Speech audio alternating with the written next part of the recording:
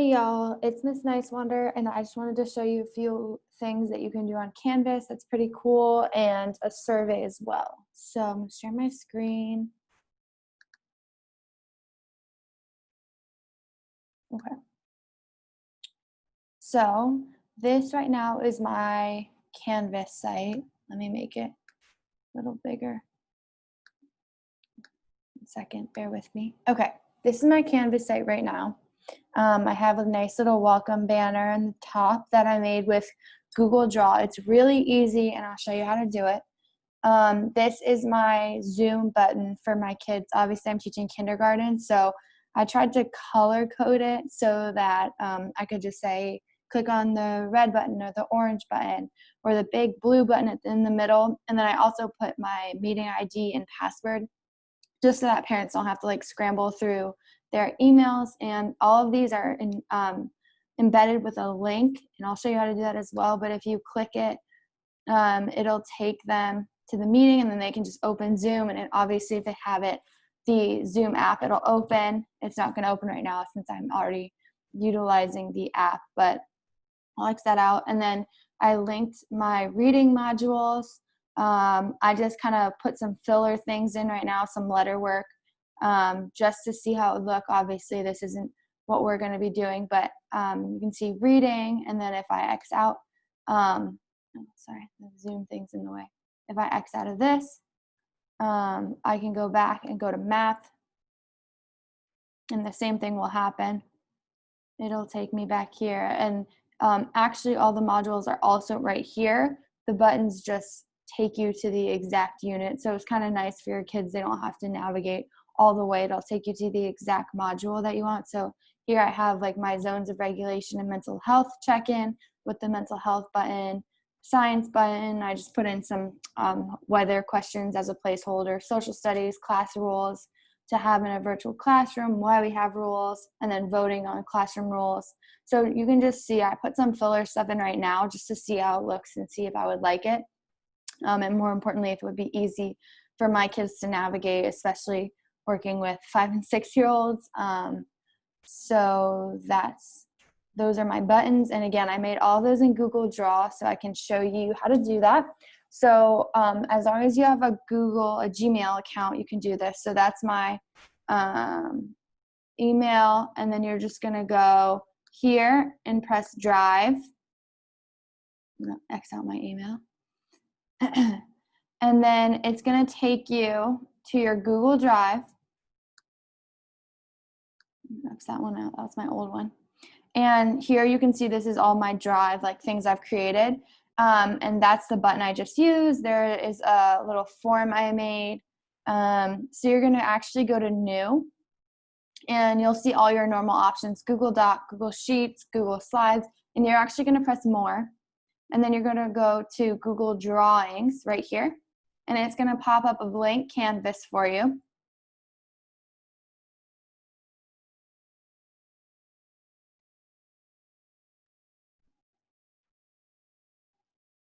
Okay. And once you're in this canvas, you can title it whatever you want, math icon button. And then the really cool thing about Google Draw is you can just change your background any color you want, make it yellow. You could even go in here to background, gradient, and you can make a custom one, and you can kind of mess with it and make it like a little tie-dye if you want even. So it's just up to you, whatever you want to do. I can go back and show you this one. So this button is one I made. And you kind of have to mess with the canvas size to see what size of a button you want on your website. Like obviously you can see on mine, I made my Zoom one much bigger because that's the main modality I'll be using with my kindergartners.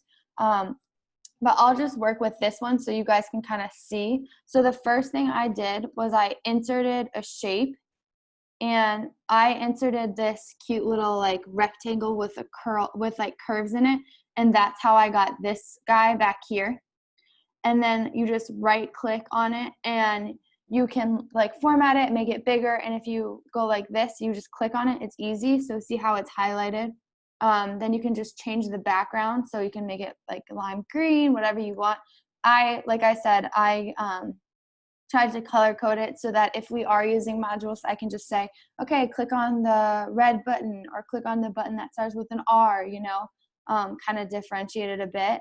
So anyways, let me go back to this button. So you can change the background, whatever you want, and then type in right here, like whatever button it may be. So if it's a math button, you could do math, and then you could change it up here to say whatever the button is that you want. I'm just going to change it back to social studies so I can save it.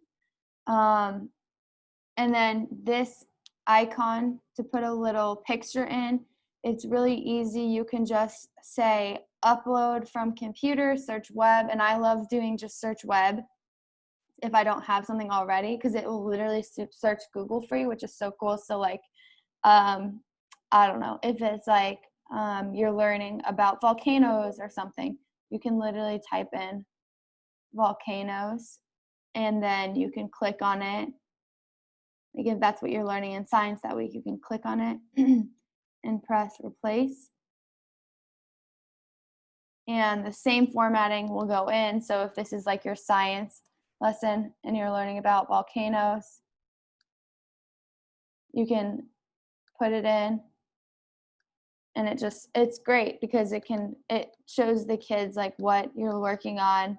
And yeah, it's really self-explanatory. Sorry, I'm just messing with, this is my favorite font, Love You Like a Sister. It's very cute. So anyways, okay, so this is where it kind of gets tricky, so hopefully I can explain it well. So once you have the button that you're satisfied with, you're going to go here. You're going to go to File, and the great thing about Google Drive, it'll automatically save. So you don't have to worry about, you know, File, Save As, any of that. But you're just going to go File, and you're going to go Download, and you're going to go JPEG. So as soon as you get that, if you have a Mac, well, let me delete this because that's my old one. If you have a Mac, it's going to go right here. You can see all the buttons that I've been trying to draft and work on. So your newest one is going to be on the left. You're going to drag it out, and you should see your button right there. Let's see if it's going to load. And it's right there. So that's my volcano button. So just for the sake of my website, I'll just do a new page so that you guys can see how you could like do it from scratch. So page, view all pages. So this is my home page that I chose that I just showed y'all. So you're gonna click on add new page. No, that's just my old content. So I'll do volcano page. Okay, and this is where it's important. If you want to have organized buttons like I did, where you have like a section of 6 buttons, you want to insert a chart. If you don't want it to be that, if you want it to be like big, like my zoom button, you can just insert it from here, and you're just going to go upload image.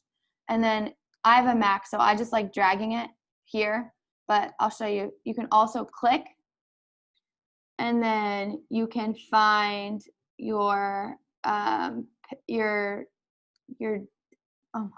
picture there, but I'm just going to drag for now and submit. Okay, so this is like my zoom button.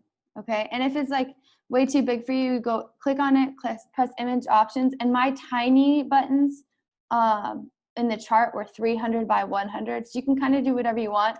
So I'll show you how to insert the chart. You go press these little 3 dots at the end, click here, table. So how many buttons you want? I wanted 6 for my subject areas, but let's say 3 for now. Say volcanoes, and then maybe whatever you're doing in reading, whatever you're doing in writing here. So you just click on the chart where you want it. So let's say I want to put the volcanoes in the middle. I'm going to click in the middle, and then I'm going to go upload image. And then again, I'm going to I'm going to drag like this and then submit. Okay, so now it goes right there, and if that's too big or too small for me, I can always edit the size. Like I said, I made all of mine 300 by 100. That's the smallest it'll let you do, and I just think it looks nice and it's just very organized. So That's one. And then if I wanted to go back and do, let's see, writing with digraphs, something like that. I could do that. Make it a little smaller.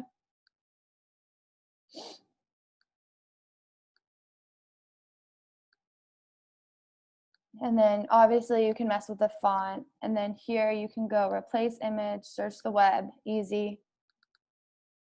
And you can literally do digraph words. And it has like cute little things like this. Just press replace. And then we're going to do the same thing. File, download, JPEG. And you're going to pull it out like this. And then I didn't rename it. That's why it's trying to make me do this. So you won't have this issue. I'm just going to press replace.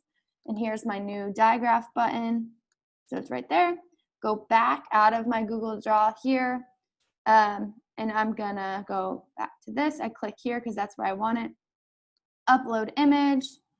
And then I can just drag it again. Submit. And there it is. Beautiful.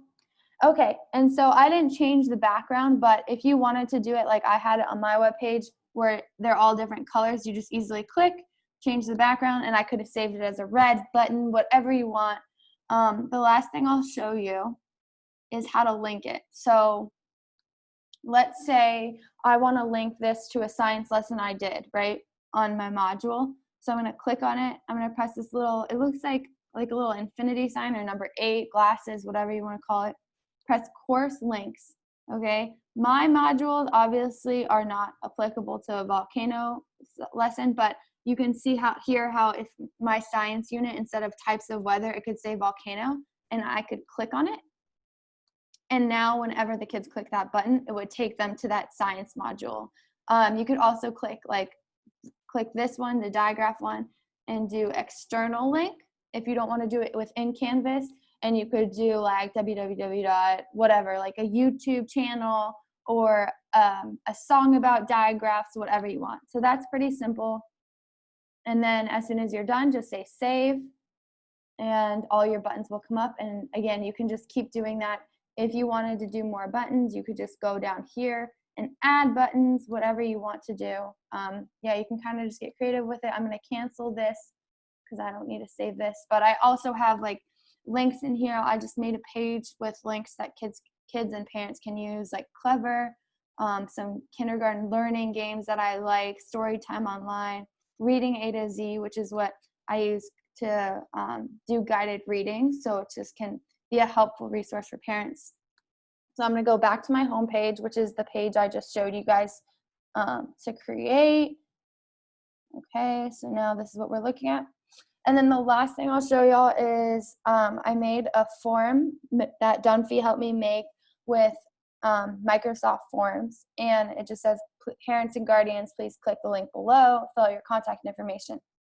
So I linked this same idea.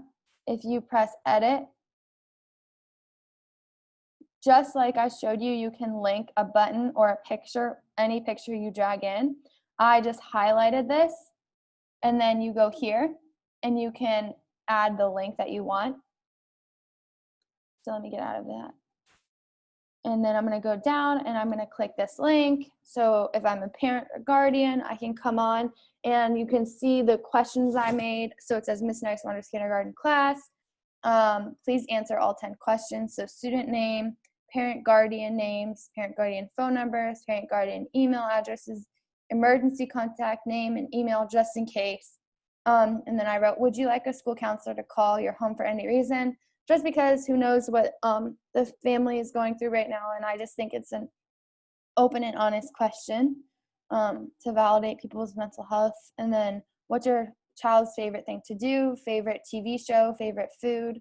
What is something you think is important for me to know about your child? What is your biggest concern about your child entering kindergarten? Is there anything else you'd like me to know so that I can best teach and care for your child this year? And the great thing about this that Dunphy showed me is once they fill this out, I'll go to my view now. So that's like a parent's view of the form. This is my view where I created it. Once they answer this, you can actually see it and you'll get it in an Excel sheet. So it's great. So I think that's it. But yeah, if you have any questions, just email me. I can Zoom you or FaceTime, whatever. But it's pretty simple and it's really fun and it's cute. You can kind of make your website whatever you want it to be. And yeah, that's it. So, oh, one more thing actually. So I made my syllabus kind of like an all about you page right here. So I put a little biography and then pictures. And then I just put a list of skills, like overall skills that the kids are going to learn so that I can direct parents, like if there's anything they want to do at home with their kiddos, they can just work on some little things. I inserted like a YouTube video right here to help them sound out CVC words, math unit, social studies unit. So you can just see how I try to make it easy to navigate. And then I literally blocked out more than half of the things because I just feel like kindergartners and their parents don't need to see that. So all I have showing is my home, and then the syllabus I just showed you, the modules, which the buttons take you to, and my Zoom, and then some files for like the kindergarten games and like guided reading. So that's it. I hope you enjoyed. If you have any questions, you can let me know. More importantly, just let Dumpy know because she's a pro at this. I hope that made sense. Okay, bye.